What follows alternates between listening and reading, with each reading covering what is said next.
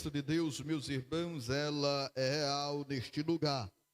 E diante da presença do Senhor, certamente a fartura de alegria.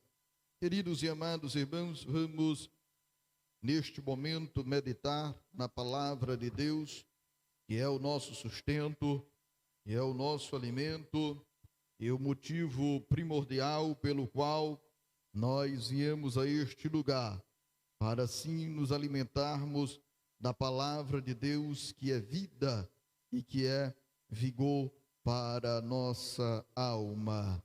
Abra a sua Bíblia comigo no livro dos Reis, primeiro livro dos Reis, capítulo de número 17, e o versículo de número 1. Primeiro livro dos Reis. Algumas pessoas dizem Primeira Reis, Primeira Crônica, Segunda Reis, Segunda Crônicas. Não é a forma correta de dizer, porque o livro de Reis, como a sua nomenclatura mesmo já diz, é um livro e não uma carta. Então é sempre correto afirmar primeiro livro dos Reis, segundo livro dos Reis, para uma melhor compreensão. Mas nesta feita, nós estaremos meditando no primeiro livro dos Reis, capítulo 17, versículo 1. Quantos encontraram e podem dizer amém? Diz assim a palavra de Deus. Então Elias, o tisbita, dos moradores de Gileade, disse a Acabe: vive o Senhor, Deus de Israel, perante cuja face estou, que nestes anos nem orvalho, nem chuva haverá, senão segundo a minha palavra. Louvado seja o nome do Senhor para sempre. Somente até aqui, meus irmãos, este texto servirá de base para a ministração da palavra de Deus.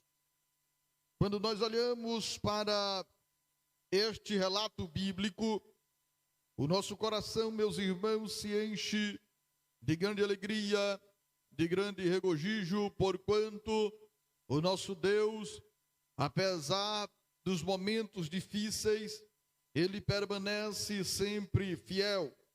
O nosso Deus, Ele é imutável. E diante, meus irmãos, deste atributo que a Ele é pertinente, e somente Ele possui este atributo, Ele é imutável, e Ele também possui como um dos seus atributos elementares a sua santidade. O nosso Deus é santo. Agora nós estamos envoltos de um cenário, meus irmãos, em que a nação de Israel estava mergulhada em, meus irmãos, uma profunda apostasia.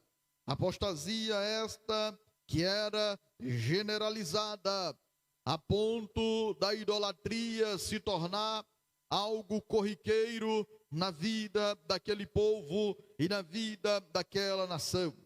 É bem verdade que todos nós conhecemos a trajetória de Israel e sabemos que este período é essencialmente o período que ocorre por volta dos anos 9 antes de Cristo, e é um período, meus irmãos, de divisão do reino, aonde nós tínhamos a nação de Israel dividida em dois reinos, sendo que o reino do norte, também denominado de Israel, possuía como capital a cidade de Samaria, e o reino do sul, meus irmãos, Judá, possuía como capital Jerusalém.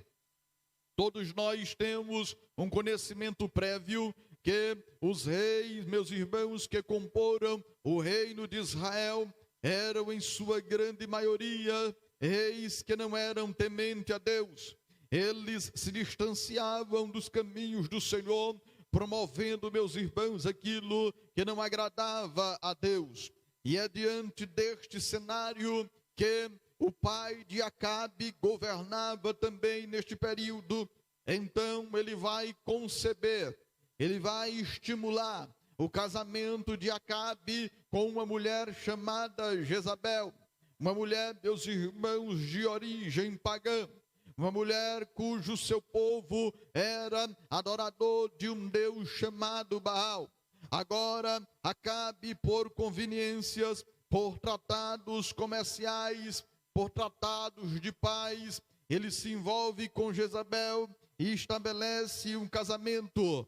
Só que com este casamento, meus irmãos, há uma introdução generalizada em Israel da apostasia, do culto a Baal, da idolatria. A nação agora está mergulhada em um período tenebroso. A nação agora está mergulhada em uma trilha, meus irmãos, de pecado obscuro, aonde o distanciamento de Deus é evidenciado. Não diferente dos dias atuais, em que temos visto, meus irmãos, a nossa sociedade mergulhada em densas trevas. O relativismo moral tem tomado de conta da vida de muitas pessoas, e elas vivem, meus irmãos, como se não houvesse pecado, como se não houvesse ofensa ao Deus a quem servimos. É neste cenário que Israel está mergulhado agora,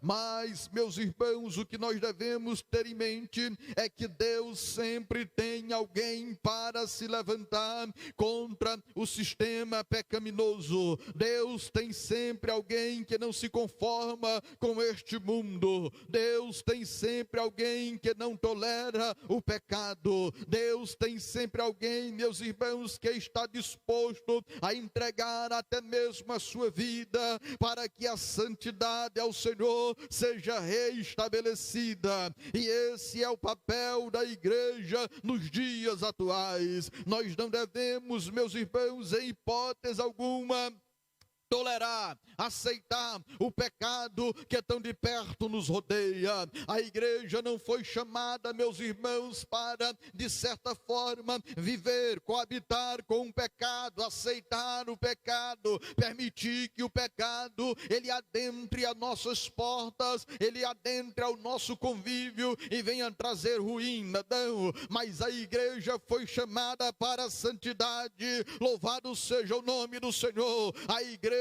foi tirada do mundo, meus irmãos, ela foi tirada do mundo e ela veio para a luz do Evangelho. É por isso que a igreja é a representação de Deus aqui na terra, por intermédio do seu modo de viver, por intermédio da sua adoração, por intermédio do seu louvor. E agora nós vemos desenhado no Reino do Norte, em Israel, meus irmãos, este cenário sombrio e caótico, até que chegamos, meus irmãos, no capítulo de número 17 do primeiro livro dos Reis, aonde vemos o surgimento do profeta Elias. A Bíblia não traz muita coisa acerca deste homem. A Bíblia não traz a sua genealogia. A Bíblia não traz, meus irmãos, informações detalhadas da sua sociedade no que se refere à sua família, de quem ele era filho. Não, a Bíblia não registra esses momentos. A Bíblia não registra esta passagem. Contudo, nós podemos ver no capítulo de número 17 o surgimento de uma voz profética capaz de combater o pecado, o surgimento de uma voz profética capaz de encarar um sistema e dizer: existe um Deus todo-poderoso, existe um Deus que pode todas as coisas, existe um Deus que é santo e ele não está feliz com o modo de viver de cada um de vocês. Essa voz profética é a voz do profeta Elias. Louvado seja o nome do Senhor, cujo significado do seu nome é: o Senhor é meu Deus, ou em algumas traduções, Jeová é Deus.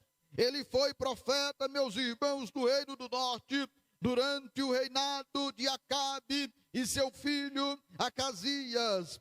O ano era o ano 9 antes de Cristo, mas nós precisamos entender que algumas características demarcam, algumas características são evidentes na vida deste homem de Deus. Elias, meus irmãos, assim como a igreja não se conforma com o pecado. Elias, meus irmãos, assim como a igreja não se conforma com o modo de viver da sociedade que estava ao derredor dele. É por isso que agora, no versículo de número 1, Elias aparece com toda ousadia. Elias aparece com toda coragem, porque a palavra ousadia significa coragem, bravura, destemor. A palavra ousadia também pode significar ânimo. Agora Elias não está conformado com a nação de Israel e também com a sua vida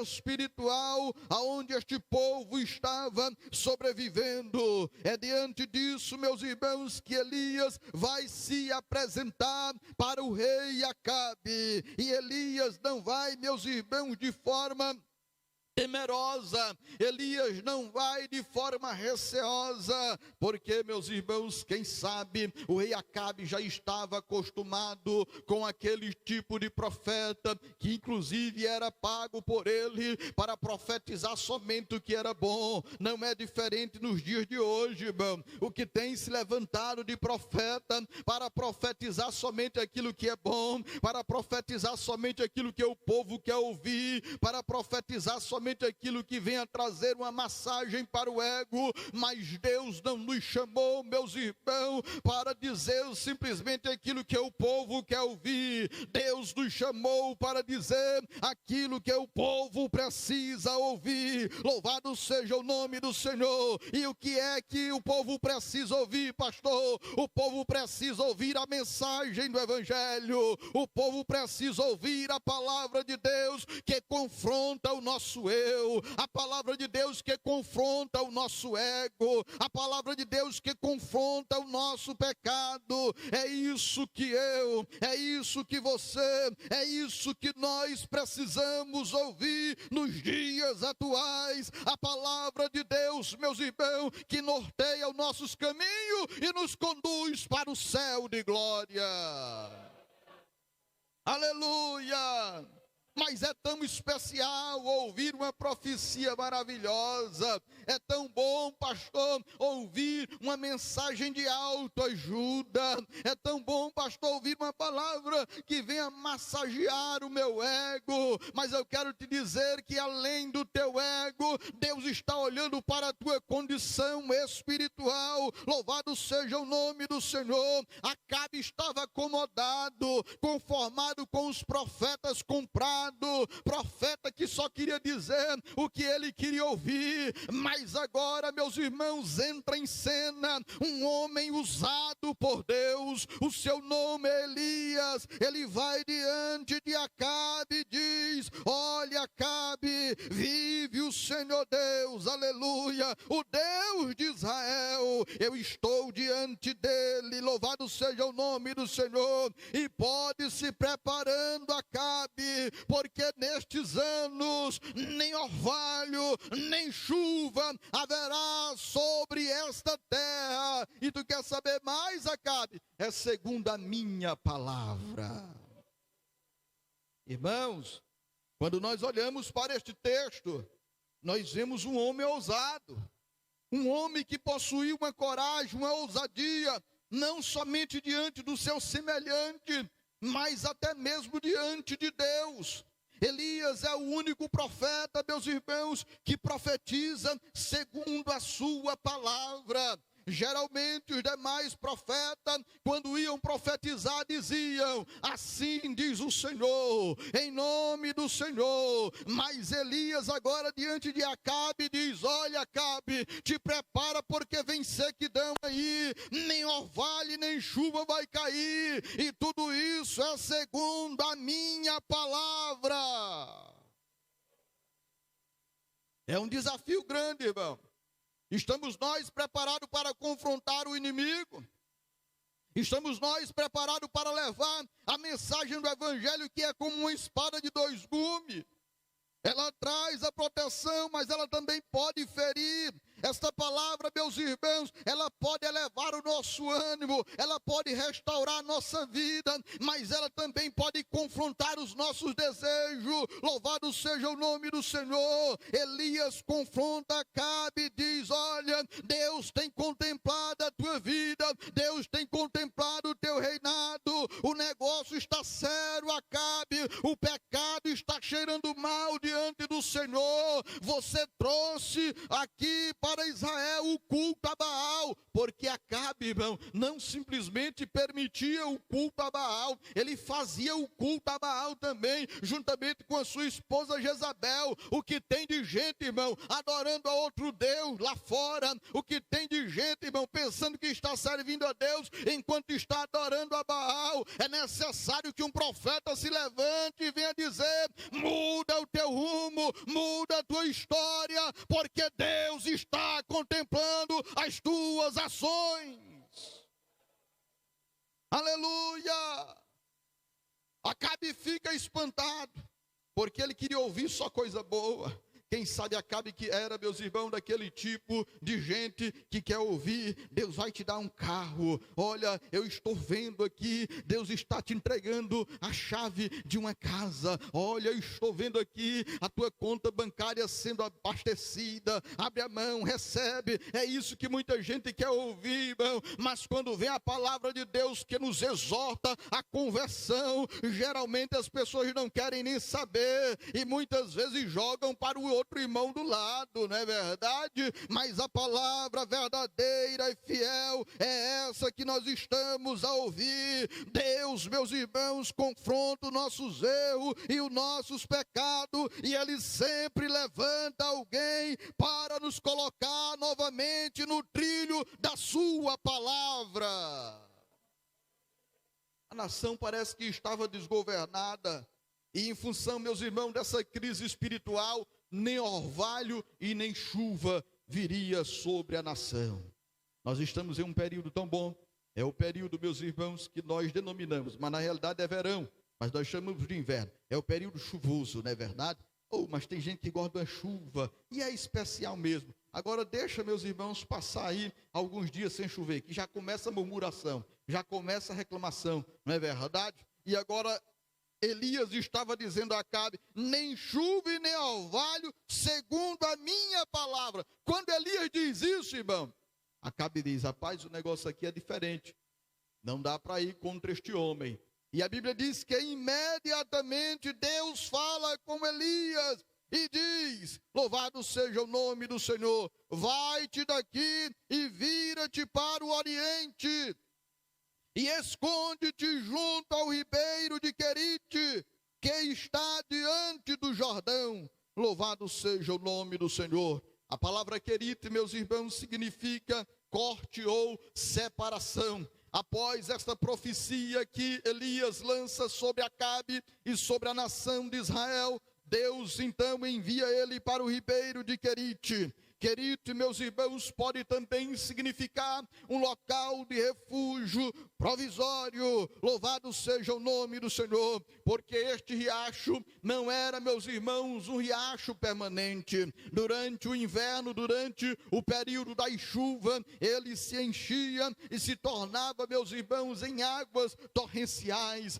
Mas com a chegada do verão, o período de estiagem, ele também secava-se por completo. A Bíblia diz que Elias profetizou: não haverá orvalho e nem chuva, e este período durou, meus irmãos, 3 anos e 6 meses sem cair uma gota d'água em Israel. É diante, meus irmãos, deste cenário que o ribeiro de Querite significava um local de refúgio provisório, também significava, meus irmãos, ou simbolizava um local de manutenção perene, porque Elias estava ali bebendo a água daquele ribeiro. Também, meus irmãos, o Querite pode simbolizar um local da ação sobrenatural do nosso Deus. E deixa eu te dizer uma coisa, aqui nesta noite, não importa onde você está, não importa onde você vai, sabe o que importa? É a presença de Deus na tua vida. Louvado seja o nome do Senhor. Aonde Deus estiver com você, quê, meu irmão? Ei, Deus vai garantir a provisão, Deus vai garantir o sustento, Deus vai garantir a manutenção, porque Deus é fiel. Aleluia.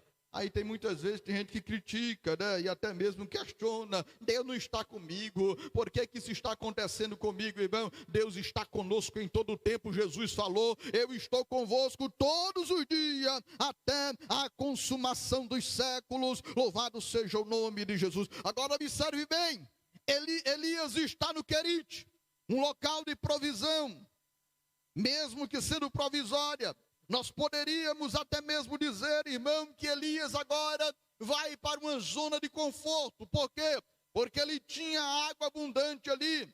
Embora na circunvizinhança não haveria, meus irmãos, o aparato de água, mas ele estava bem saciado no ribeiro de Querite, um local de ação sobrenatural, porque o Deus que enviou Elias para Querite foi o mesmo Deus que cuidou de Elias em todos os momentos dele na trajetória daquele riacho. A Bíblia diz, meus irmãos, que os corvos vinham alimentar Elias de manhã e de noite. Oh, coisa maravilhosa, trazendo pão e carne. É o que mais a gente gosta, né, não, Carlosinho? É de pão e carne. Aí Deus não deixou faltar para o profeta Elias pão e carne. Era de manhã, aleluia, lá vinham os corvos, irmão. Agora imagine só o milagre, segurar o instinto dessas aves, né? Todo mundo sabe que essas aves, elas se alimentam mesmo, e é qualquer animal, irmão. Quando você joga um alimento para o animal, ele não quer saber quem está em volta dele, não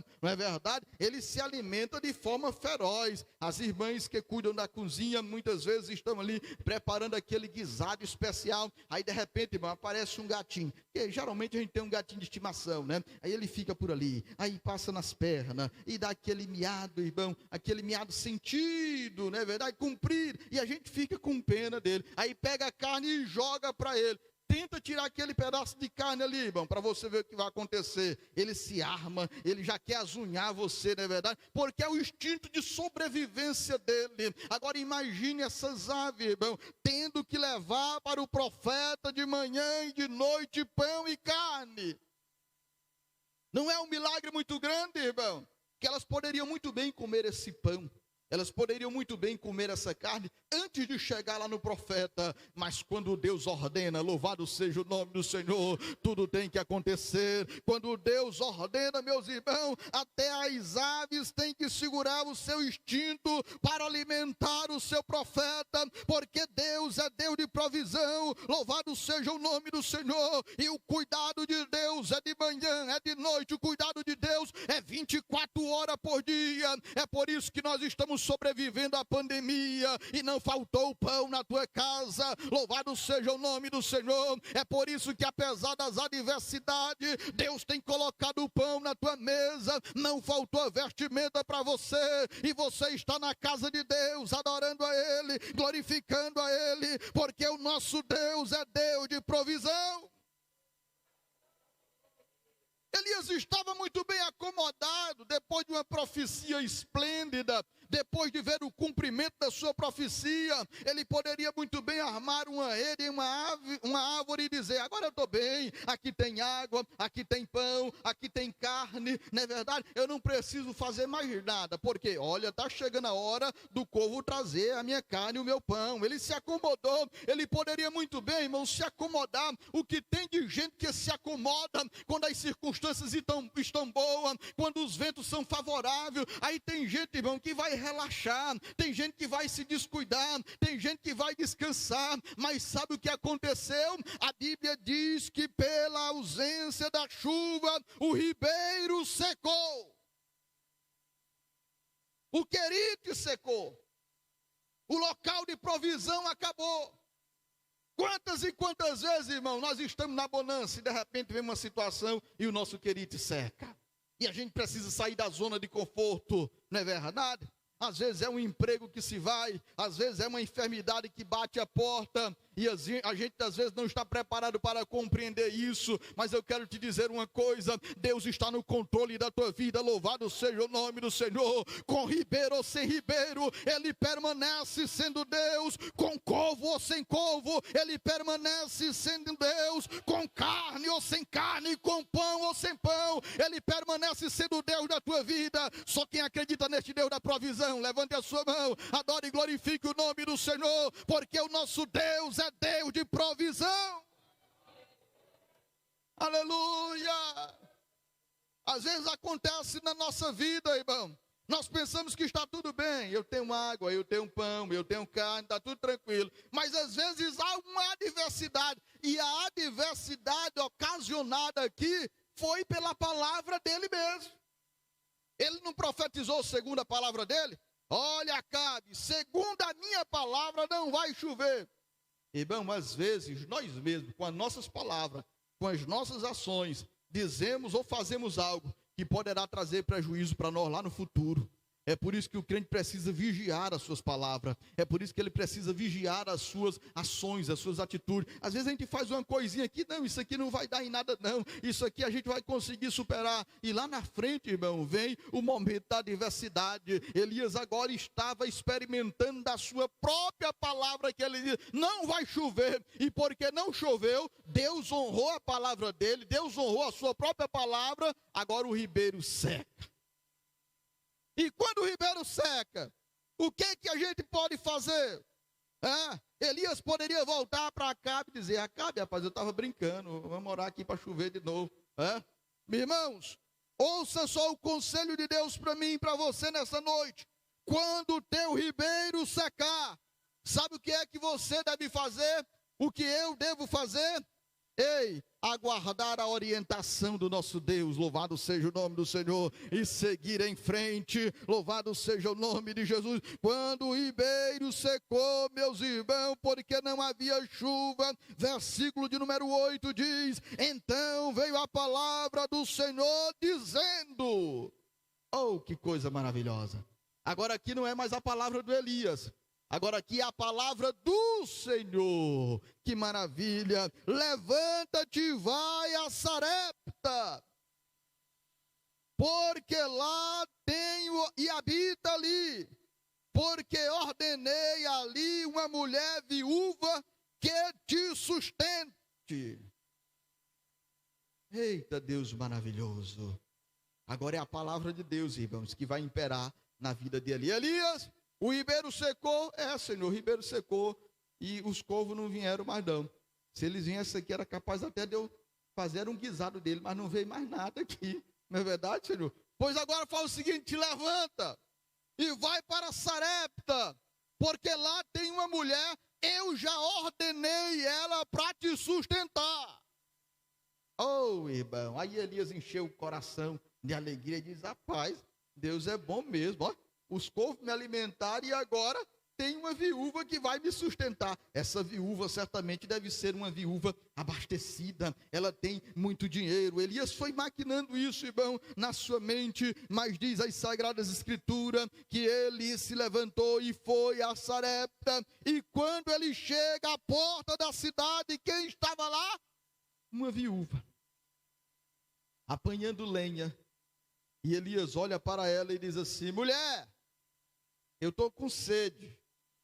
Ele que era acostumado a beber do ribeiro de Querite, vai agora para Sarepta, uma cidade totalmente pagã, não é verdade? E agora ele tem sede. Eu estou com sede, dá-me um copo de água. Aquela viúva imediatamente corre e traz um copo de água para Elias. E ele diz, não, além da sede eu também estou com fome. Eita, irmão, eu quero comer também. Faça o seguinte, você traz o copo d'água, prepara um bolo aí para mim comer. Aí aquela viúva, irmão, poderia muito bem no seu íntimo pensar e dizer, meu Deus, o negócio aqui já está escasso, o negócio aqui já está terrível, já não tem pão nem para mim e para o meu filho, e ainda vem esse homem ainda aqui me aperrear por comida. Não, esse negócio não está certo. Aquela mulher, meus irmãos, a Bíblia Sagrada diz que ela obedece trazendo pouco d'água, ele bebe. E então ela olha para ele e diz, Senhor, ela olha para ele e diz: vive o Senhor teu Deus, que nem um bolo tenho, senão um punhado de farinha numa panela, e eu tenho um pouquinho de azeite numa botija. E tu está vendo aqui, profeta? A Bíblia diz que ela estava catando lenha. Ela estava, meus irmãos, catando uns gravetos. A Bíblia chega a chamar até de cavaco. Ela estava apanhando, meus irmãos, aquele cavaco, porque ela estava desesperada. Ela olha para Elias e diz: está vendo esses cavacos aqui na minha mão, profeta? Estou vendo. Esse é o seguinte: eu vou acender um foguinho agora. A farinha que tem aqui não dá nem para mim, nem para o meu filho, vai dar para ti. Eu vou fazer, eu vou comer, e meu filho, e depois nós só vamos esperar a morte. Eita, irmão, a esperança daquela mulher estava lá embaixo. Ela estava totalmente derrotada, ela estava totalmente destruída. O profeta, quando vê aquela situação, ele diz: Senhor, será que eu errei de endereço? Será que é essa mulher mesmo aqui? Porque ela está pior do que eu aqui, o negócio está certo. A mulher já quer morrer. Irmãos, Elias olha para Deus e diz: Deus olha para Elias e diz: rapaz, manda a mulher fazer o pão, o bolo. Elias diz: não, faz primeiro o bolo para mim. Às vezes, irmão, para a gente ser abençoado, é necessário a gente priorizar o nosso irmão. Louvado seja o nome do Senhor. Mas hoje nós vivemos uma realidade inversa, não é verdade? Hoje eu quero atender os meus interesses, hoje eu quero atender o meu bem próprio, e não quero me lembrar do meu irmão, não quero me lembrar nem da palavra de Deus. É por isso que muita gente continua catando cavaco nos dias de hoje, com a esperança destruída, com a sua vida destruída. Mas aquela mulher, apesar de estar catando cavaco, mas ela confiava no Deus de Israel. Louvado seja o nome do Senhor. E ela obedeceu à voz do profeta. Ela diz: agora pronto, se era de morrer só 2, vai morrer 3. Mas está aqui o pedaço de bolo que o Senhor pediu. E diz as Sagradas Escrituras, irmão, que o profeta Elias se alimentou daquele bolo, daquele pão, e diante disso ele profetizou sobre a vida dela. Louvado seja o nome do Senhor, porque assim diz o Senhor, Deus de Israel: a farinha da panela não se acabará. Quantos podem glorificar a Deus por isso? O azeite da botija não vai faltar até o dia em que o Senhor dê chuva sobre a terra. Aleluia! Não vai faltar a farinha, não vai faltar o azeite. Louvado seja o nome do Senhor, até que a crise de escassez passe. Louvado seja o nome de Jesus. Esta palavra pode se repetir para você nesta noite. Deus vai continuar enchendo os teus celeiros. E qual é o segredo? Permaneça fiel a Ele, permaneça fiel à sua palavra, independente das circunstâncias. Acredite que Deus pode fazer, meus irmãos, vir a farinha e vir o azeite sobre a tua casa. E um detalhe interessante: aquela farinha ia durar, aquele azeite ia durar, até que a chuva viesse, voltasse a cair sobre a terra. Eu disse aos irmãos que foram 3 anos e 6 meses de seca. Imagine só, meus irmãos, foi 3 anos e 6 meses que aquela mulher viu a provisão de Deus na casa dela. Que coisa maravilhosa, porque Deus não desampara os seus. Deus, meus irmãos, não deixa os seus filhos desamparados. Quando eu olho para este texto, eu vejo mais uma característica no ministério e na vida de Elias. Que característica é essa, pastor? Elias era um profeta de restauração. O ministério de Elias, irmão, a gente vai aprender sobre ele esse mês, era um ministério marcado por restauração. Ele chega em Israel para restaurar o culto ao verdadeiro Deus. Quando ele diz não vai chover, Elias estava confrontando diretamente a divindade que se chamava Baal, porque Baal era o Deus da fertilidade, Baal era o Deus da agricultura, Baal era o Deus que proporcionava, meus irmãos, segundo a crença dele, toda a fertilidade. Então Elias estava mostrando que o poder de Deus é superior ao poder de Baal. E agora este poder estava sendo evidenciado na vida daquela viúva. Não faltou a farinha. Primeiro, ele restaura o culto e a adoração. Ele tenta restaurar em Israel o culto e a adoração ao verdadeiro Deus. Ele restaura agora a esperança dessa viúva, com a sua provisão na escassez. Louvado seja o nome do Senhor. Aí aquela viúva começa a perceber que há algo diferente na vida de Elias. Irmão, às vezes nem todo infortúnio que vem sobre a vida da gente, nem toda adversidade vem para nos destruir, mas vem para manifestar a glória de Deus sobre nós. Louvado seja o nome do Senhor. Agora imagine se aquela viúva tivesse desobedecido. Imagine se aquela viúva tivesse enxotado o profeta Elias e dito: não, rapaz, aqui não tem lugar para ti não, aqui só eu e meu filho, vai-te embora. Ela tinha perdido essa bênção e tinha se cumprido o desejo dela de morte, mas ela resolveu obedecer a palavra de Deus. Louvado seja o nome do Senhor. E houve abundância nos celeiros daquela viúva. E ela continuou sustentando o profeta Elias. Mas, meus irmãos, diante de tudo isso, a Bíblia Sagrada diz que acontece mais uma coisa na vida daquela mulher. E o que foi que aconteceu? O filho dela. As irmãs, os irmãos sabem que naquele período as viúvas não eram amparadas. Não havia INSS, não havia, meus irmãos, previdência social. Não, elas eram jogadas à sorte. E os filhos, se tivesse um filho homem, é que certamente iria cuidar dela, né? E agora o filho daquela viúva morre, quando tudo aparentemente estava indo bem. Às vezes, irmão, a presença de Deus na nossa vida não significa dizer que tudo vai sempre dar certo. Porque às vezes você pode se questionar e dizer assim: Senhor, mas eu sou teu servo e está acontecendo isso. Senhor, mas eu sou fiel. Senhor, mas eu não perco um culto. Por que isso está acontecendo sobre mim? Senhor, mas eu faço a tua vontade. Por que está acontecendo isso comigo e com a minha família? Nem sempre, meus irmãos, a presença de Deus em nossa vida e em nossa família vai nos inibir de que venhamos a passar por privações ou adversidade. Sabendo disso, Jesus disse: filhinhos, tenho-vos dito isso para que vocês tenham em paz em mim. No mundo vocês vão ter aflição, mas tende bom ânimo, eu venci o mundo. Aquela viúva vê o seu filho morrer, e ela chama o profeta Elias agora e diz, porque ela entendia que a presença de Elias ali era, meus irmãos, para confrontar o pecado dela. É como se Deus estivesse olhando para a iniquidade dela. E ela agora chama Elias e diz: Elias, profeta, o que eu tenho contigo? Por que tu vieste me atormentar? Ela esqueceu a farinha e o azeite que ele tinha multiplicado. Tem gente que é desse jeito, irmão.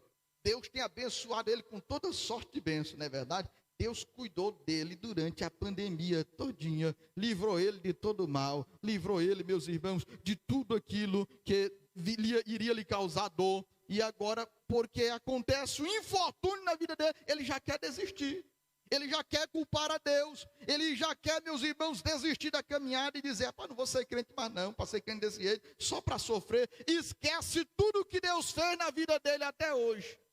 Eita, irmão, que a ingratidão é algo terrível que Deus não suporta. Deus não tolera, irmão, a ingratidão. Por isso, seja sempre grato a Deus. Se está chovendo, agradeça a Deus. Se está fazendo sol, agradeça a Deus. Se tem o filé para você comer, agradeça a Deus. Se tem a picanha para você assar, agradeça a Deus. Mas se tem só o ovinho ali, com um feijãozinho misturado, agradeça a Deus também. Não é bom? É bom. Se tem o feijão, agradeça a Deus. Mas tem gente, irmão, que esquece tudo que Deus fez por ele. E por um momento, ele quer se desviar. Ele quer murmurar. Ele quer reclamar com Deus. Aquela viúva olha para o profeta e diz: o que tenho eu contigo? Por que tu veio tirar meu filho? Aí Elias olha e diz assim: Deus, estou fazendo tudo conforme a tua vontade. O Senhor me mandou para cá. A mulher está vendo o milagre, está tendo farinha, está tendo azeite, não está faltando pão, nós estamos comendo. Agora o filho dela resolve morrer. Deus, o que eu vou fazer?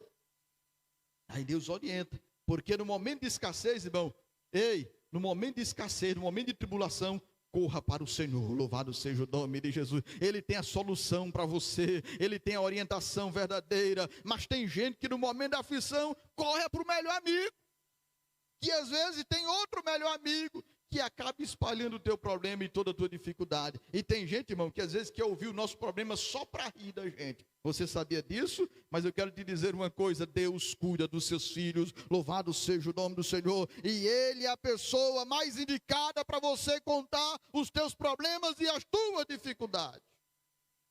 Elias olha e diz: rapaz, agora tem que resolver esse problema aqui. Cadê teu filho, mulher? Está aqui, só o cadáver. A Bíblia diz que ele sobe para o quarto, e a Bíblia diz que ele faz todo um ritual, louvado seja o nome do Senhor, e clamou o Senhor Deus e disse: Senhor, ó Senhor meu Deus, também até esta viúva com quem eu moro, afligiste matando-se o seu filho? Então se mediu sobre o menino 3 vezes e clamou ao Senhor, porque no momento da aflição, irmão, a melhor pessoa que nós devemos clamar é o nosso Deus. Ó Senhor meu Deus, rogo a ti que torne a alma deste menino a entrar nele. Aqui vai ser o primeiro caso de ressurreição registrado na Bíblia Sagrada. A Bíblia diz, irmãos, que naquele momento o menino tornou a viver. Quantos podem glorificar a Deus por isso? Aí Elias traz o menino para a viúva. Imagine a cena aí, irmão. A viúva estava incrédula. Ela tinha feito o bolo, ela tinha visto o azeite, ela tinha visto a farinha, mas ainda tinha incredulidade no coração dela. Ela recebe o menino com alegria, o menino está vivo, louvado seja o nome do Senhor. Aí a mulher olha bem na cara de Elias, irmão, versículo de número 24, e diz assim: nisto conheço agora.